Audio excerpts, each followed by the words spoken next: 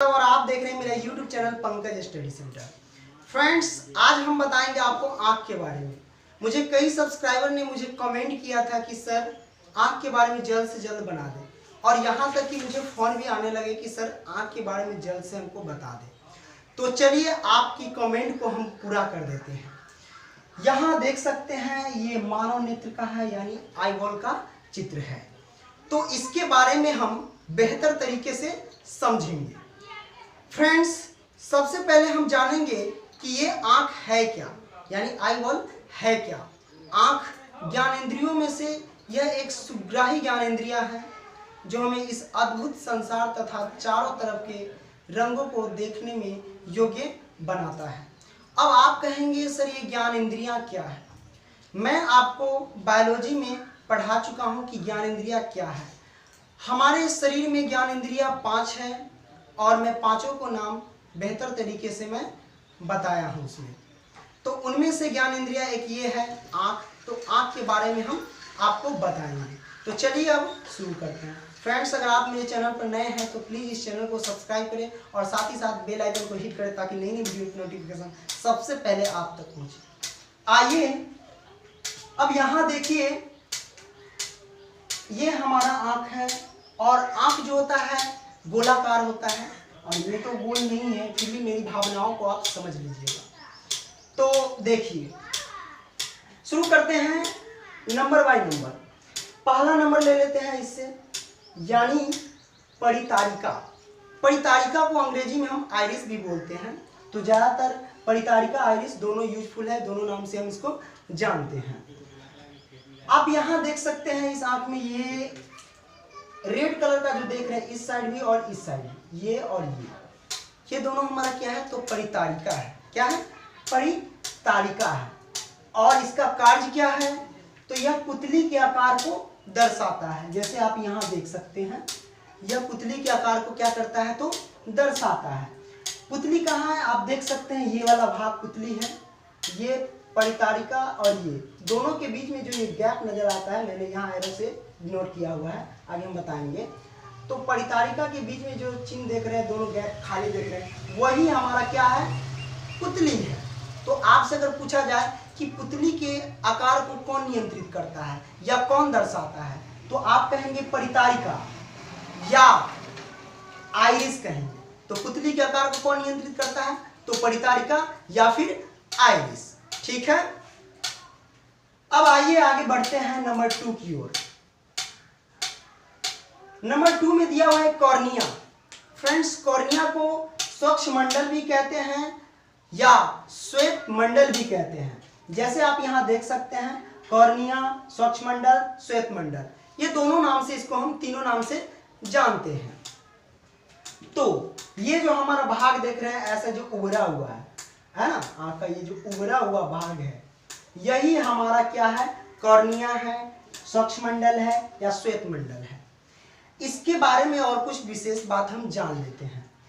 दिया हुआ है कि नेत्रदान में, है ना, नेत्रदान में दान, यानी अगर आपसे पूछा जाए कि अगर किसी कोई व्यक्ति है और वो अपना आँख यानी नेत्र दान करना चाहता है, तो नेत्र का कौन सा भाग, जो हमारा आँख का कौन सा भाग दान में दिया जाता है, तो आप कहेंगे पूरा आँख निकाला जाता है। ऐसा गलत है, पूरा आँख नहीं निकाला जाता है, बल्कि आँख के कौन से भाग को निकाला जाता है, तो कॉर्निया को निकाला जाता है। किसको निकाला जाता है, कॉर्निया कहिए या स्वच्छ मंडल या श्वेत मंडल कहिए। ठीक है। तो मैं आपसे पूछूं कि नेत्रदान में दान, यानी नेत्रदान में आँख का कौन सा भाग दिया जाता है, तो आप कहेंगे क्या, कॉर्निया। ठीक है। और आइए मैं आपको बता दूं कि रोहा रोग में प्रभावित होने वाला अंग है, यानी रोहा रोग को अंग्रेजी में कहते हैं ट्रैकोमा। अगर मैं आपसे पूछूं कि यदि कोई व्यक्ति के आंख में रोहा रोग हो जाता है, या अंग्रेजी में कहा जाए तो ट्रैकोमा रोग हो जाता है, तो आंख का कौन सा अंग प्रभावित होता है, कौन सा अंग प्रभावित होता है, तो आंख का हमारा कौन सा अंग, तो वो है कॉर्निया या स्वच्छ मंडल या श्वेत मंडल। क्लियर। अब यहां देखिए नंबर 3 ले लेते हैं, नंबर बाय नंबर करके चलते हैं ताकि बेहतर तरीके से हम समझ सकें। देखिए यहाँ है पुतली, पुतली को हम प्यूपिल भी कहते हैं या नेत्र तारा भी कहते हैं। क्या कहते हैं? पुतली कहिए, प्यूपिल कहिए, प्यूपिल एक अंग्रेजी वर्ड है, ठीक है, और नेत्र तारा भी कहिए। तो तीनों नाम से इसको जानते हैं। मैंने इसलिए इसका नाम दे दिया कि कई बार बच्चे जब पढ़ते रहते हैं तो हो सकता है आंसर में पुतली के जगह पे प्यूपिल दे दिया जाए। तो उस स्थिति में अगर बच्चों को मालूम नहीं रहता है तो वो समझते हैं कि यह गलत दिया हुआ है। तो ये जो हमारा भाग देख रहे हैं पुतली, दो परितारिका के बीच के गैप वाला भाग है पुतली, ठीक है, या प्यूपिल कहिए या नेत्र तारा कहिए। यह प्रकाश की मात्रा को नियंत्रित करता है ना। तो ये क्या करता है? प्रकाश की मात्रा को नियंत्रित करता है। यानी जब हम जैसे प्रकाश आती है और हमारे आंख में पड़ती है तो उस प्रकाश की मात्रा को यानी कंट्रोल रखता है या नियंत्रित करता है। तो कौन करता है? तो वो करता है हमारा प्यूपिल या पुतली कहिए या नेत्र तारा कहिए।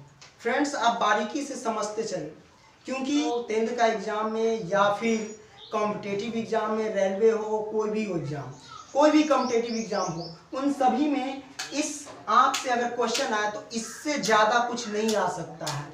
यह मेरा चैलेंज है, इट्स माय चैलेंज, इससे ज़्यादा नहीं आ सकता है। तो आप यह देख लिए। अब आइए आगे हम बढ़ते हैं। ये तीसरा, ये नंबर 4 करके ले लेते हैं, ये चौथा नंबर में, ठीक है। अब यहाँ देख सकते हैं तो सिलियरी पेशिया कहिए या पक्षमावी पेशिया कहिए, दोनों एक ही बात है, ठीक है। तो ये काला कलर का देख रही इधर और इधर, मैंने जो दर्शाया काला कलर से, ठीक है, यही हमारा क्या है? सिलियरी पेशिया है या पक्षमावी पेशिया, ठीक है। और इसका काम क्या है? यह नेत्र लेंस की फोकस दूरी को कम या ज्यादा करता है। अगर मैं आपसे पूछूं कि पक्षमावी पेशिया या सिलियरी पेशिया का काम क्या है, तो आप कहेंगे यह फोकस दूरी को यानी नेत्र लेंस की फोकस दूरी को कम या ज्यादा करता है। क्या करता है? कम या ज्यादा करता है। अब आइए फ्रेंड्स, हम बात करते हैं लेंस के बारे में। लेंस कहिए या क्रिस्टलीय लेंस कहिए, दोनों एक ही बात है। फ्रेंड्स, यहाँ आप देख सकते हैं, ये हमारा जो गोलाकार है यहाँ के बीच, ये हमारा क्या है? लेंस है। अगर मैं आपको पूछूं कि हमारे आंखों में कौन सा लेंस पाया जाता है, तो आप कहेंगे उत्तल लेंस पाया जाता है। कौन सा लेंस पाया जाता है? तो उत्तल लेंस पाया जाता है। इस बात को आप अच्छे से नोट कर लें। अब आइए आगे हम बढ़ते हैं। यहाँ हम छठा नंबर से अब ले लेते हैं। फ्रेंड्स, यहाँ दिया हुआ है दृक् तंत्रिका। आप दृक् तंत्रिका कहिए या अंधबिंदु कहिए, दोनों एक ही बात है। फ्रेंड्स, इसका यहाँ देखिए, यहाँ प्रकाश का कोई प्रभाव नहीं पड़ता। यानी जब प्रकाश हमारी आंखों में इंटर करता है, ठीक है, जब प्रकाश हमारी आंखों में इंटर करता है तो आंख, वो जो प्रकाश है यहाँ यानी दृक् तंत्रिका या अंध बिंदु तक नहीं पहुंच पाता है, ठीक है। इसीलिए हम इसको लिख सकते हैं, यहाँ प्रकाश का कोई प्रभाव नहीं पड़ता है, ठीक है। अब आइए आगे बढ़ते हैं। 7वां नंबर ले लेते हैं, ठीक है। 7वें नंबर में हम रेटिना लिए हैं, दृष्टि पटल। आप रेटिना कहिए या दृष्टि पटल कहिए, दोनों एक ही बात है। फ्रेंड्स, रेटिना एक अंग्रेजी वर्ड है और दृष्टि पटल हिंदी वर्ड है, ठीक है। तो इसके बारे में हम बेहतर तरीके से समझेंगे।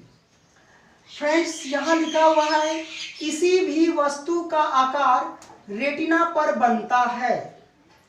यानी किसी भी वस्तु का प्रतिबिंब रेटिना पर बनता है।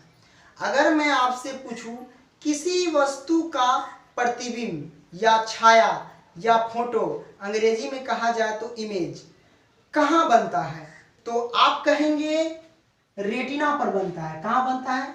तो रेटिना पर बनता है। लेकिन एग्जाम में कुछ इस तरह से पूछा जा सकता है कि किसी भी वस्तु का प्रतिबिंब आंख के किस भाग पर बनता है, तो आप कहेंगे, क्या कहेंगे? रेटिना पर या दृष्टि पटल, ठीक है। अब हम बात करते हैं, यहां आगे देखिए, वास्तविक तथा उल्टा दिया हुआ है। फ्रेंड्स, आप तो जान चुके हैं कि किसी भी वस्तु का प्रतिबिंब रेटिना पर बनता है, लेकिन आखिर कैसा बनता है? अगर आपसे मैं पूछूं कि रेटिना पर किसी भी वस्तु का प्रतिबिंब कैसा बनता है, तो आप कहेंगे वास्तविक तथा उल्टा। क्या कहेंगे? वास्तविक तथा उल्टा बनता है।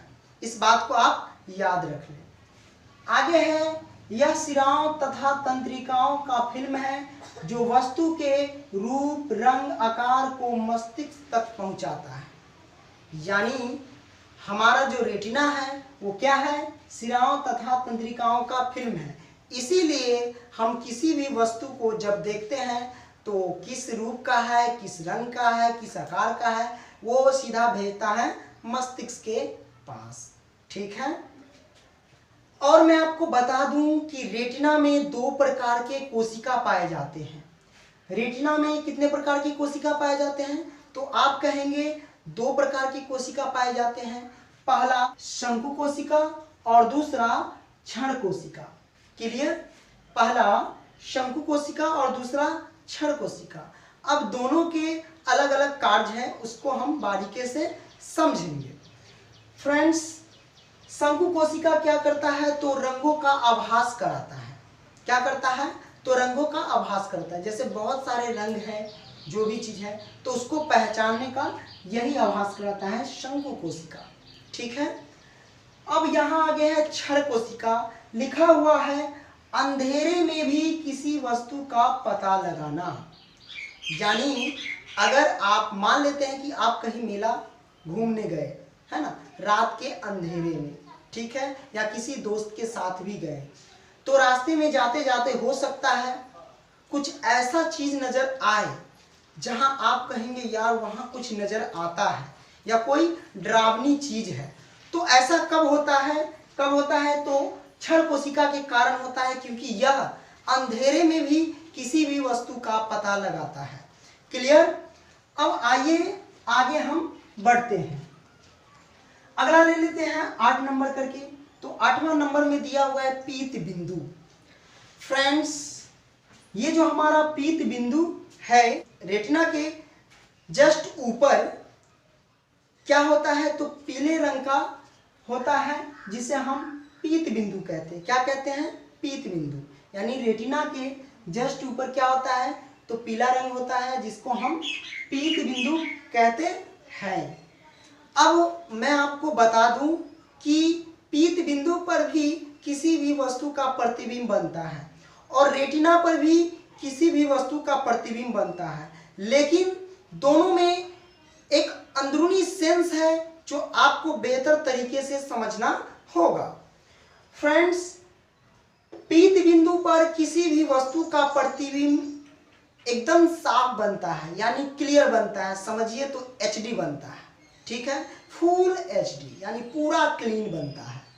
किस पर बनता है? तो पीत बिंदु पर। अगर मैं आपसे पूछूं किसी भी वस्तु का प्रतिबिंब आंख के किस भाग पर पूरा साफ बनता है, तो आप कहेंगे पीत बिंदु पर। लेकिन मैं ऐसे कहूं कि किसी भी वस्तु का प्रतिबिंब आंख के किस भाग पर बनता है, तो आप बोलेंगे रेटिना पर बनता है।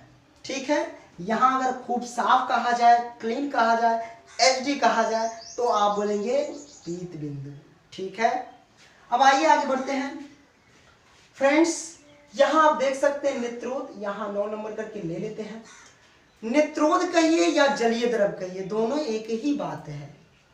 फ्रेंड्स, यहां आप देख सकते हैं जैसे ऐसे करके बिंदु बिंदु टाइप को मैं दिए हूं, वो हमारा जल है। ठीक है, तो उसी को हम नेत्रोद या जलीय द्रव कहते हैं। यानी जब आप रोते हैं, है ना, रोने के वक्त क्या होता है? आंसू निकलता है। ठीक है, और वह आंसू कभी कभी ज्यादा रोने के बाद क्या होता है कि हमारे मुंह में भी चला जाता है। तो उसका स्वाद कैसा होता है? तो नमकीन होता है। तो इस नेत्रोद में जलीय यानी द्रव होता है, और उस द्रव का स्वाद कैसा होता है? तो नमकीन होता है। ठीक है, तो फ्रेंड्स, मैं उम्मीद करता हूँ आप अच्छे से समझ रहे हैं। अगर फ्रेंड्स आपको वीडियो पसंद आ रही है तो लाइक जरूर करें। ठीक है, अगर मैं आपसे पूछूं कि आंसू कहां से आता है, तो आप कहेंगे नेत्रोद से आता है। कहां से आता है? तो आप कहेंगे नेत्रोद से आता है। फ्रेंड्स, आइए कुछ इंपॉर्टेंट फैक्ट्स की बात कर लेते हैं। ये जो हमारा आंख है यहां से लेके यहां तक, ठीक है, तो इसका व्यास कितना होता है? अगर मैं आपसे पूछूं कि आंख का व्यास कितना होता है तो आप कहेंगे 2.3 सेंटीमीटर। आंख का व्यास कितना होता है? तो 2.3 सेंटीमीटर, यानी यहां से लेके यहां तक का व्यास कितना होता है? तो 2.3 सेंटीमीटर। आप इसे बेहतर से याद कर लो। अब आती है बात फ्रेंड्स, अगर मैं किसी भी वस्तु को देखता हूं तो उसका प्रतिबिंब या छाया या फोटो या इमेज हमारे आंख पर कितना समय तक रहता है? तो फ्रेंड्स वो रहता है 1/10 सेकेंड। कितना रहता है? तो 1/10 सेकेंड। कितना रहता है? 1/10 सेकेंड। आप इस बात को याद रखिए, ठीक है। और फ्रेंड्स मैं आपको बता दूं कि हमारा जो आंख है वो कितना दूरी तक का, कोई भी यानी कितना दूर तक के किसी वस्तु को स्पष्ट देख सकता है, क्लीन देख सकता है? तो आप कहेंगे 25 सेंटीमीटर की दूरी को। तो फ्रेंड्स मैं उम्मीद करता हूँ आप अच्छे से समझ गए होंगे। अगर आपको वीडियो पसंद आई है तो please like, subscribe and share जरूर करें। फिर मिलते हैं एक नए लेसन के साथ, तब तक के लिए बाय। हाँ फ्रेंड्स, आप कमेंट जरूर करें, कैसा लगा वीडियो आप जरूर बताएं।